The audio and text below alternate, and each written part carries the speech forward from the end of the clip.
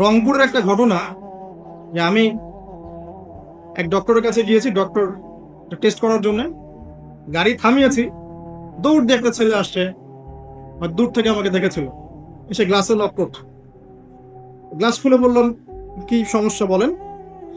তো বলছে হুজুর জাস্ট আপনাকে দেখে দৌড়ে আসছি একটা খালি মাসালা জানার জন্য, যে একটা ঘটনা ঘটেছে আমাদের এলাকায়, তো এটার সলিউশন কি হবে। অনেককে জিজ্ঞাসা করেছে, অনেক অনেক রকম কথা বলেছে, আপনার মন্তব্য জানতে আমি দৌড় দিয়ে এসেছি। কি ঘটনা ভাই? তো বলছে যে আমাদের এলাকায় একজন ছেলে, মাদকাসক্ত ছেলে, মানে এডিক্টেড, ড্রাগ এডিক্টেড, সে তার নিজের মায়ের সাথে জেনা করে ফেলেছে। তো এটা শোনার পরে আমি আসলে কি অ্যান্সার দিব, আমি প্রায় 2 মিনিট চুপ করে বসে আছি। আজ বলবেন কি বলবেন এখন বলেন?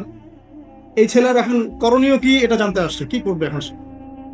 2 মিনিট চুপ করে থাকার পরে আমি খালি একটা কথাই বললাম যে আল্লাহর কাছে খালেস ভাবে তওবা করতে বলা, এর চেয়ে বেশি কিছু আমার বলা না।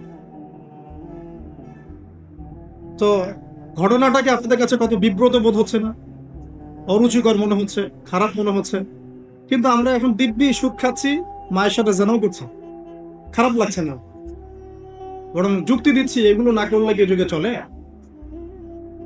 মহিলাদের অবস্থা দেখেন, গ্রামে গঞ্জে সব সুদী এনজিও ছড়িয়ে পড়েছে এবং তারা সদস্য, জমি জমা ভিটায় মাটি গরু ছাগল সব খোয়াচ্ছে, তারপরেও খেতে হয়। কারণ ওই যে আতাজআলু ফীহা মা ইউফসিদু ফীহা ওয়া ইয়াসফিকুদ দিমা, আপনি কি এমন কাউকে পাঠাবেন যে পৃথিবীতে গিয়ে ফাসাদ সৃষ্টি করবে? এটা হচ্ছে ইকোনমিক ফাসাদ, অর্থনৈতিক ফাসাদ।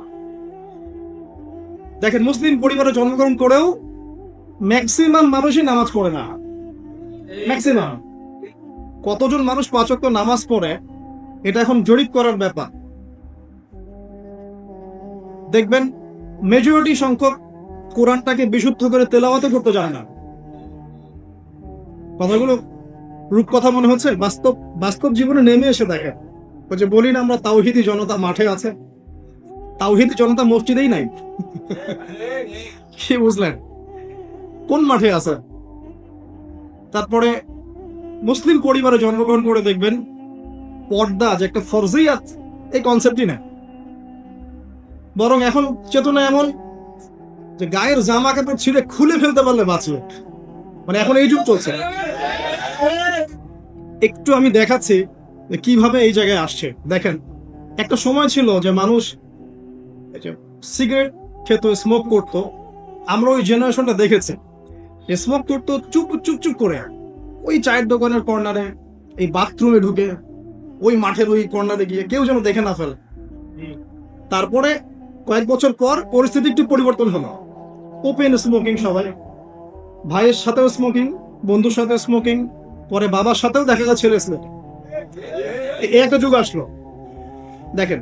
তারপরে আস্তে আস্তে নতুন নতুন মদ আসতে লাগলো, গাঁজা, হিরোইন, প্যাথেডিন, হ্যাঁ, হুইস্কি ইত্যাদি ইত্যাদি, ফেন্সিডিল, ইয়াবা। এখন ইয়াবার যুগ, আরো আপগ্রেডেড কোনো মদ আসছে। এখন সিগারেট টিকেট কোনো বিষয় নেই, কিন্তু ফ্যাশন।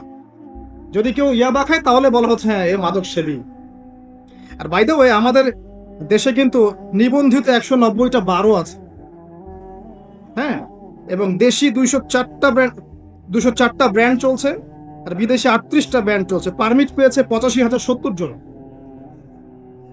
এবং এই মাদক সংশ্লিষ্ট এনজিও আছে প্রায় 76।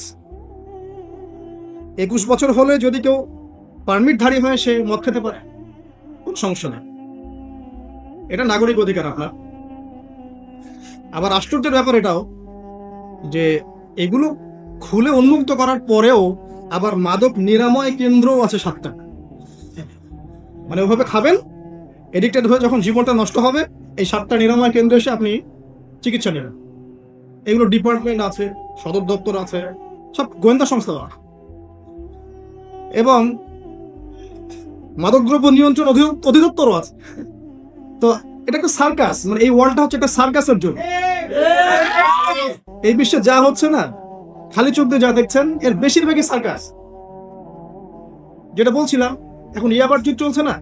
একটা সময় ছিল যখন ছেলে মেয়ে যদি অ্যাফেয়ার করতো লুকিয়ে লুকিয়ে, চিঠি দিয়ে, কেউ যেন না জানে, তাই না? ঠিক, তার মানে এগুলো পার করে আসতে পারে।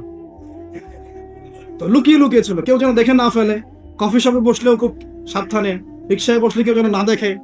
তারপর একটা যুগ আসলো যে জানলে কোনো সমস্যা, বাসায় ওপেন আমার গার্লফ্রেন্ড, ও আমার গার্লফ্রেন্ড, ও আমার বয়ফ্রেন্ড,